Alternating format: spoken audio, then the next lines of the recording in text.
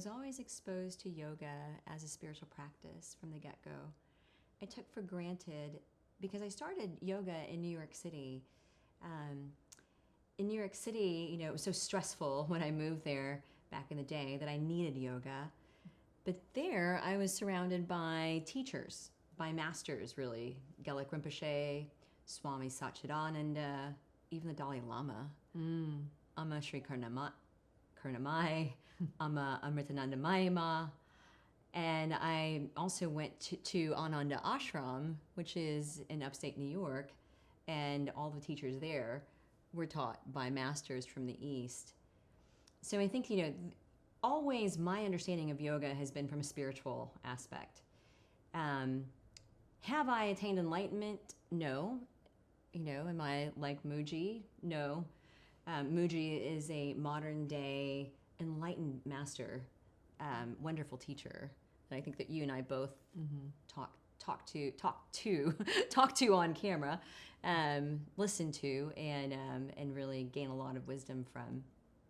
So I'm curious, you know, what I want to talk about with you more is what brought you from this yoga into the studies that you're doing now at Naropa in transpersonal psychology, which has roots in spiritual psychology. Yes, absolutely. Well, I was a tenured associate professor for 15 years, and I left the university because I wanted to focus on the therapeutic aspects of voice and movement. And voice is really actually about the self, right? We have a light inside of us, and I can see it in you, and I want to help you find it, and I want to help you express it, you know, to find it and bring it into the world. This is what I always said. This is the basis of everything that I've done. I wanted to move beyond teaching a particular demographic for a particular reason, a particular career. I wanted to move deeper into the study of voice and movement and mindfulness and sound altogether. That was really wanting to be born in me. And I left the university and got my own practice. That was actually in 2016, whenever I got the Yoga Illumined teacher certification. And then people just started coming to me more and more, really. They wanted therapy is what they wanted. And I'm not opposed to being a therapist, but I already had a master's degree, you know, and I was in my 40s, and I thought that I had to do what society said, which was keep on this one track. But no, that wasn't what the universe said. The universe said, no, you're going to go back to school again. And I'm a little stubborn, but it took a pandemic for me to do it. So I decided to go back and get my degree in mindfulness-based transpersonal counseling. So now I'm going to be a licensed counselor. The work was already sending me there. It was already bumping up against therapy because the work is therapeutic. So it makes sense. Let it do what it's trying to do, what people are asking you to do. So that takes us back full circle, right? So there is a sister modality in yoga in therapy. Yes. So the Western psychology and Eastern psychology then meet and go hand in hand. And so, you know, I'm curious about what you're studying at Naropa in more detail. Yeah. So much. Yeah. Transpersonal psychology specifically is really based on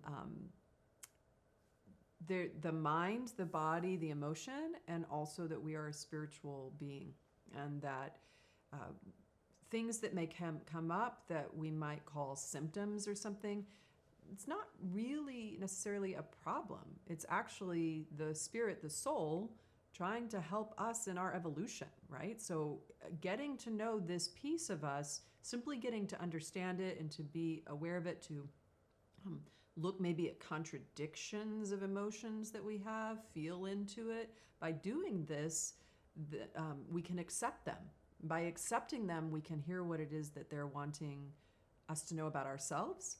And we don't really focus on correcting a symptom, but usually the result is that the symptom, which might be depression, simply goes away. It's not there anymore because I'm not fighting it so much. I'm not grasping onto it and holding on and identifying as it, and I'm not pushing it away either. I'm simply being with it. So we're studying a lot of different mindfulness practices. We're understanding psychology, lot of different theories and practices with that to get to help people to come into acceptance, to understand themselves better and accept themselves better, to have compassion. Then from that place they can live a life that's manageable and meaningful to them. I think what I want to talk about as well is that when you look at something like a yoga class, you go into a public setting and you have a group of people that's being led by a yoga teacher. And the yoga teacher may have, 200 hours, something, but they don't have this kind of background that you would get from somebody who has schooling in therapeutic practices. The other thing I want to emphasize is that you're actually meeting with, let's say, someone with a degree in what you're getting in. You would meet with them one-on-one, and you would do the practices one-on-one in a very managed environment. Yes.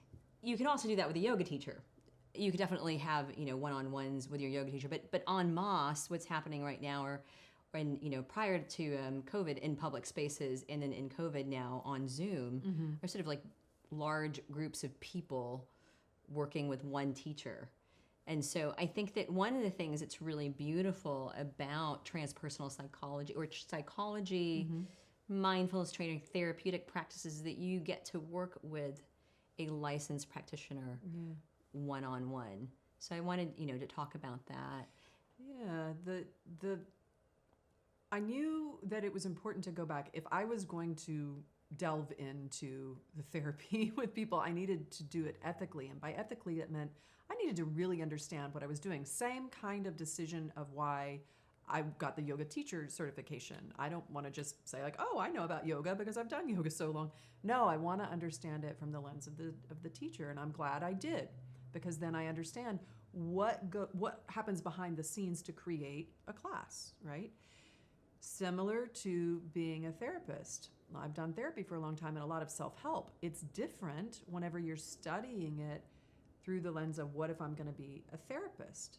What all pieces might be coming into what somebody is telling me, right? All these different theories and models, having that as a background so that the client is only seeing this small little part we're talking about, but they have a discovery that's their own.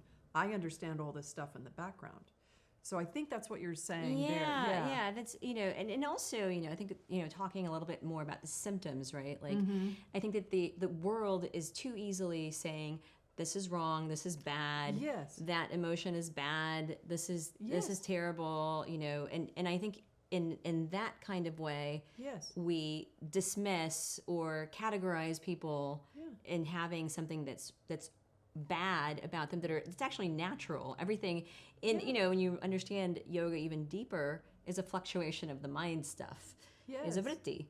And vrittis are never permanent. Even depression, the deepest, darkest depression, is impermanent. Yes, and it's there for some reason. It's there to teach us something. Spirituality does this as well. Spiritual bypassing.